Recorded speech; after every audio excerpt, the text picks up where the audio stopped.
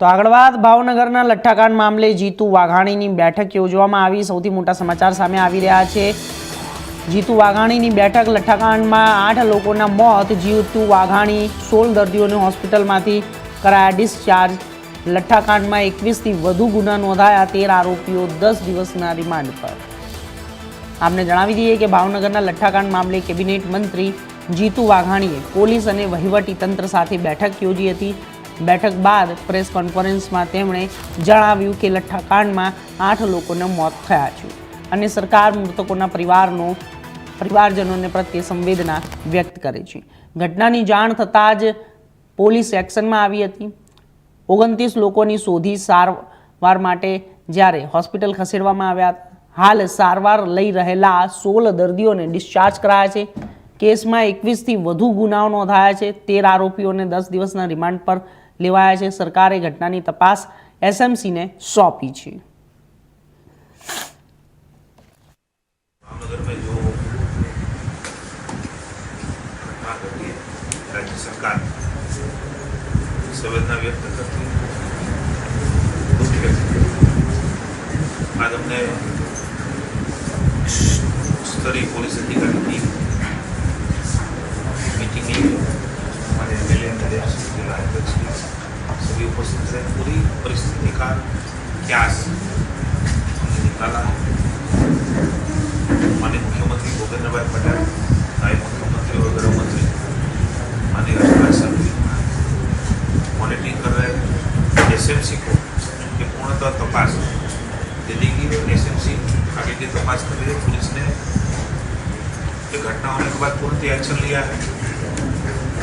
जिसने भी ये सेवन किया उसको अस्पताल में पकड़ के ढूंढ के दाखिल कराया है।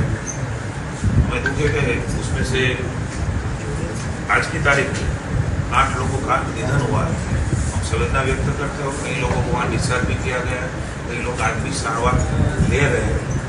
भगवान से प्रार्थना करते हैं और सभी स्वस्थ हो जाए और जो भी इसमें दोषी पाया जाएगा, 2 PI और 5 कांस्टेबल, 1 ASI, 4 कांस्टेबल, उसको गृह विभाग ने सस्पेंड किया है। हमारे IG भंसारी जी, DGP, गृह मंत्री श्री, SP श्री, सब साथ मिलके इस स्थिति में से बाहर निकले और इसमें स्थिति न हो, सख्ताई से काम करने के लिए राज्य सरकार काम कर रही है। जिसने भी ये किया, चाहे आरोपी हो या उसको मिले, सबके ऊपर सख्ताई से पगला राज्य सरकार लेगी। उसके लिए एसएमसी की रचना तुरंत ही उसी दिन माननीय गृह मंत्री हर्षराज संघवी ने की।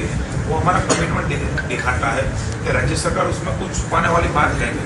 जो भी आपके सामने है उसको जो भी होगा वो सबके सामने। सर, आपने हॉस्पिटल की मुलाकात ली? मैं अभी जाने वाला हूँ। हमारी पार्टी की मीटिंग थी, बाद में यहाँ टाइम दे दिया था, तो यहाँ भी मेरे को मीटिंग की थी। सब STPO भी थे, DYSP सब डिवीजन के थे, तो वहाँ भी हमें डीप में चर्चा हुई है। और ये मीटिंग के बाद आपकी प्रेस के बाद में अस्पताल जाने वाला हूँ। होने पर सबको आश्वस्त करता हूँ, भरोसा देता हूँ। राज्य सरकार इस स्थिति में जो दुर्घटना के भोग बने हैं वो परिवार के साथ खड़ी है। जो भी करना है वो सरकार क्षमता से करेगी।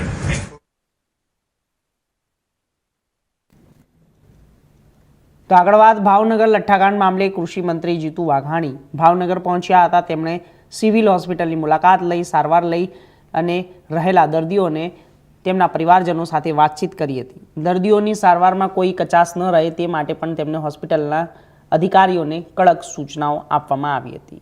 જરૂર પડે તો દર્દીઓને અમદાવાદની હોસ્પિટલમાં શિફ્ટ કરવાની પણ તેમને સૂચનાઓ આપી છે। દર્દીઓને ઝડપથી સ્વસ્થ થઈ પોતાના પરિવાર સાથે પરત ફરે તેવી મંત્રીએ પ્રાર્થના પણ કરી હતી।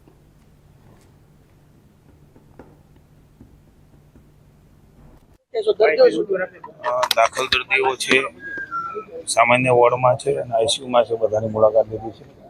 સુપ્રિન્ટેન્ડન્ટ અમારા ધારાસભ્યશ્રીઓ, સેજલબેન ગૌતમભાઈ, અમારા બંને શહેર જિલ્લાના પ્રમુખશ્રીઓ, ભાઈ શ્રી કુમારભાઈ અને દિગુભાઈ, બધાને મળ્યા છે, જાણકારી લીધી છે। ટ્રીટમેન્ટ પણ જે કાંઈ થઈ શકે તમામ પ્રકારની કરવાની રાજ્ય સરકારે મેં પણ સૂચના આપી છે। દર્દીઓ અને એમના સગાવાલાને પણ મળવાનું થયું છે. આઈસીયુમાં પણ એના સગાવાલા સાથે ચર્ચા કરી છે.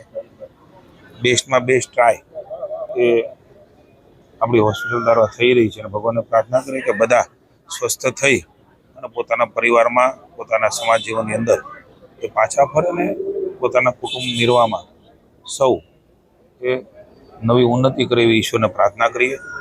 અમે સરકાર તરફથી જે કાંઈ કરવું ઘટે એ કરવાની સૂચના આપી છે. કોઈને શિફ્ટ કરવા પડે તો અમદાવાદ પણ શિફ્ટ કરવાની સૂચના આપી છે. કેટલાક દર્દીઓ અન્ય પ્રાઇવેટ હોસ્પિટલમાં એ પણ અહીં આવ્યા છે અને તુરંત તમામ પ્રકારની હોસ્પિટલની ટ્રીટમેન્ટો સારવારની ટ્રીટમેન્ટ એ આપવા માટેની અમે એમના પરિવારજનોને દર્દીના ખાતરી આપી છે અને પ્રમાણે કામ પણ થઈ રહ્યું છે. હજી પણ જે કંઈ કરવું ઘટે રાજ્ય સરકાર